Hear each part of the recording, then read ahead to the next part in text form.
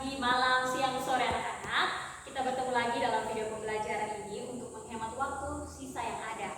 Nah, kita masuk pada materi baru yaitu bab 4 tentang bakteri. Kalau minggu lalu kita sudah belajar tentang virus, kali ini kita akan belajar mengenai bakteri.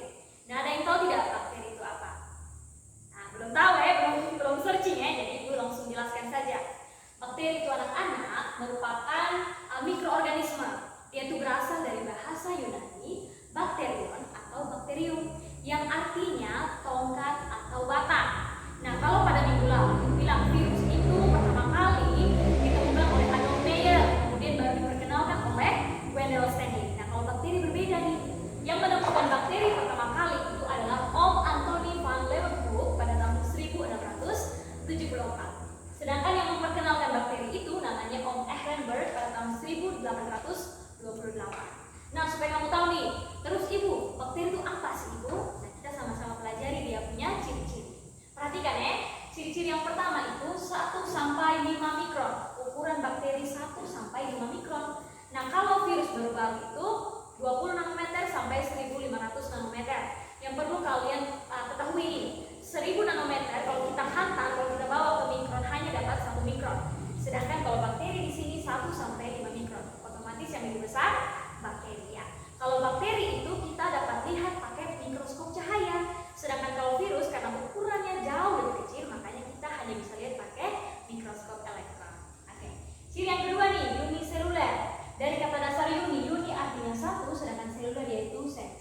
Berarti dalam tubuh bakteri itu hanya terdapat 1 sel saja, atau uniseluler itu bisa juga dibilang dengan bersel tunggal. Yang ketiga, dinding sel nih. 2 minggu lalu itu sudah sempat jelaskan sel itu apa. Sel merupakan unit terkecil penyusun tubuh makhluk hidup. Ibu, berarti dinding sel artinya apa? Nah, dinding sel itu merupakan lapisan pelindung sel. Itu merupakan bagian yang berperan untuk menjaga bagian dalam dari sel bakteri. Ciri yang selanjutnya nih, tidak memiliki membran inti. Yang perlu kalian perhatikan, membran itu artinya selubung atau selaput. Sedangkan inti di sini yang dimaksud adalah inti sel atau nukleus. Nukleus itu anak-anak berperan dalam mengatur aktivitas, segala aktivitas yang terjadi di dalam sel. Ibu, terus membran inti artinya apa? Membran inti anak-anak artinya lapisan yang melindungi bagian dalam inti sel. Kemudian,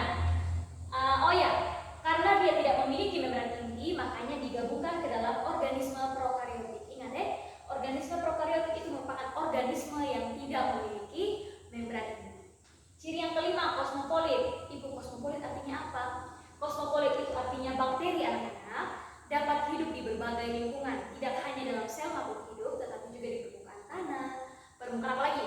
Udara, air, bahkan permukaan benda. Jadi tidak sama seperti virus ya. Kalau virus itu dia hanya dapat hidup kalau di dalam sel makhluk hidup. Sekarang yang terakhir, soliter dan berkoloni.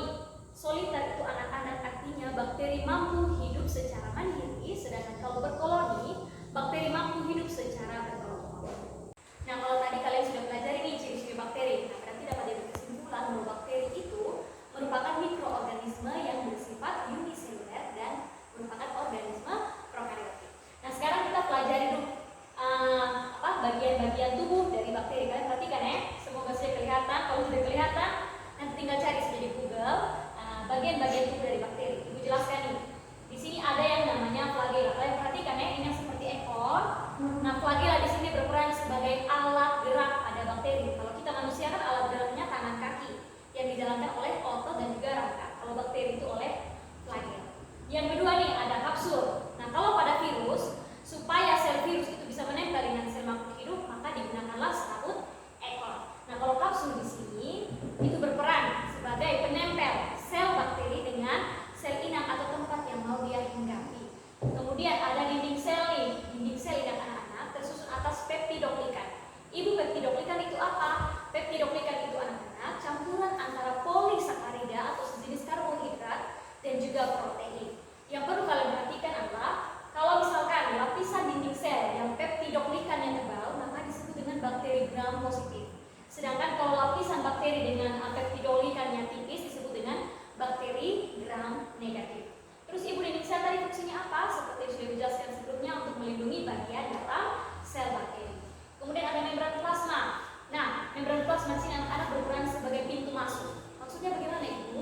Jadi misalnya nih, ada satu zat atau molekul yang ada di luar sel bakteri mau masuk nih ke dalam sel bakteri, atau ada satu zat atau molekul yang ada dalam sel bakteri mau keluar dari sel bakteri, itu semuanya mau melalui membran plasma. Jadi dapat dikatakan bahwa membran plasma ini merupakan jalur yang dilalui oleh suatu zat atau molekul tertentu yang mau masuk ataupun yang mau keluar dari sel bakteri.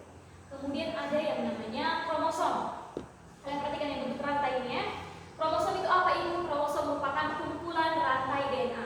DNA itu apa? Materi genetik pembawa sifat. Oke. Kemudian plasmid. Plasmid ini merupakan tambahan DNA juga anak-anak yang berukuran jauh lebih kecil dari kromosom. Kemudian ada ribosom. Ribosom itu seperti butiran-butiran kayak titik-titik itu dalam sel bakteri ya. Ribosom itu merupakan tempat sintesis protein. Sintesis protein itu apa ibu? Sintesis protein merupakan penguraian asam amino menjadi protein. Nah terus protein ini dipakai buat apa ibu? Protein dalam sel bakteri digunakan sebagai sumber gizi. Jadi kayak makanan ya untuk sel bakteri. Kemudian ada pili atau pilus nih, yang bentuk kayak rambut-rambut halus di dinding sel. Pilus ini berperan sebagai penghubung antara satu bakteri dengan bakteri lain ketika mereka mau melakukan pertukaran materi genetik.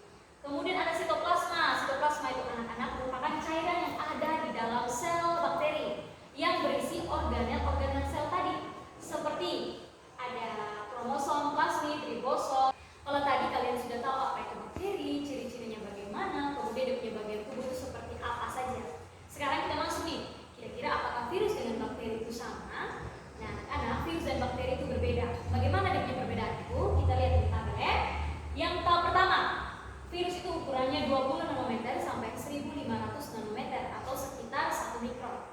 Sedangkan kalau bakteri 1 sampai 5 mikron. Otomatis yang lebih besar yang mana?